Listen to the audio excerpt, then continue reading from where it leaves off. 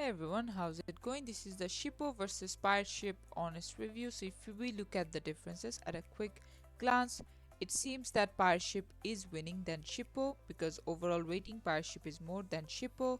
Ease of use, Pirate Ship is easier, greater value for money, more customer support and better functionality. Now, the issues with Shippo is that they sometimes cap or limit the amount of labels you can put at a month, and that can be frustrating sometimes, and Pirate Ship does not do that. And again, Shippo, they overall offer more feature than Pirate Ship.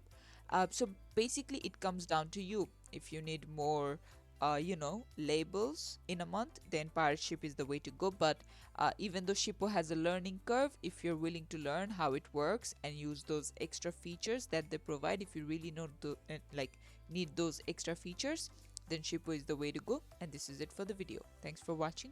Please leave a like and subscribe for more tutorials like this, and I'll see you guys in the next one.